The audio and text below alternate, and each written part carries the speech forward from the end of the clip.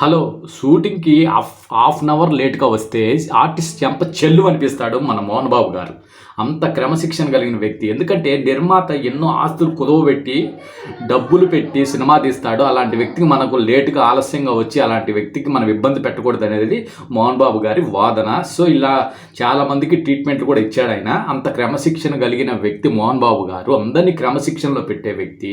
తమ బిడ్డల్ని ఎందుకు క్రమశిక్షణలో పెంచలేకపోయాడు అనే వాదన సోషల్ మీడియా చక్కర్లు కొడుతుంది. సో, జస్ట్ ఈరోజు మంచు మనోజ్ గారు తన కూతురు బర్త్‌డే కోసం జైపూర్ వెళ్ళినప్పుడు తన అన్న విష్ణు 150 మందితో దుండగులతో వచ్చి ఇల్లును పగలగొట్టి లోపలికి వెళ్ళి ఇంట్లో చిన్నపిల్లల వస్తువులు, పెద్దలు అంటే మంచు మనోజ్ చిన్ననాటి వస్తువులు ఎత్తుకు వెళ్ళడమే కాకుండా, నగలు ఎత్తుకు వెళ్ళడమే కాకుండా బయట 2 కార్లు, పాత కార్లు ఉన్నాయంటే తన భార్యది ఆయింది. ఆ 2 కార్లు కూడా ఎత్తుకెళ్ళాడంట.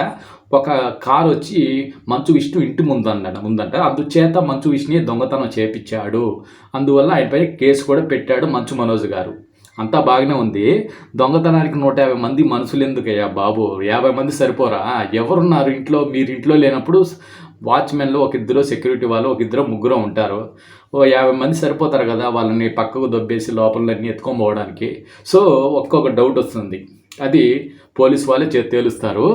మంచు మనోజ్ ఏమన్నా తన అన్న పైన ఉంది కదా, కోపం ఉంది కదా, ఆ కోపంతో తన అన్నని ఇన్సల్ట్ చేయాలని ఏమన్నా తన ఇంటిని తనే దొంగతనం చేపించి ఒక కారుని తీసుకెళ్ళి ఏమన్నా మంచు విష్ణు ఇంటి ముందు ఉంచాడా అని డౌట్ కూడా వస్తుంది. ఎందుకంటే ఎవరైనా దొంగతనం చేసిన వాళ్ళు ఏదైనా వెహికల్స్, బండ్లు దొంగతనం చేస్తే ఇంటి ముందు పెట్టుకోరు.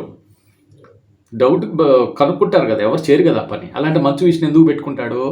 ఒకవేళ తన కార్లు అనుకొని ఏమన్నా స్వతంత్రంగా తన తమ్ముడు ఎప్పుడన్నా తీసుకొచ్చాడు అనుకొని దౌర్జన్యంగా తీసుకువెళ్ళాడా మంచు విష్ణు?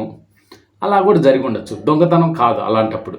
సో, ఇది దొంగతనమా, లేదంటే ఏదైనా కుట్ర జరిగిందా, లేకపోతే బయట వాళ్ళు ఎవరైనా వీళ్ళిద్దరి మధ్య గొడవ పెట్టడానికి ఫేక్గా దొంగతనం చేసి కొన్ని వస్తువులు మంచు విష్ణు ఇంటి ముందు మంచు మనోజ్ కారు ఉంచాడు అనేది పోలీసులే తేల్చాలి. సో, ఎనీవే ఇంత క్రమశిక్షణ గల మోహన్ బాబు గారు తన బిడ్డలే ఇలా బజార్ను పడి పోట్లాడుకోవడం చాలా బాధాకరమైన విషయం.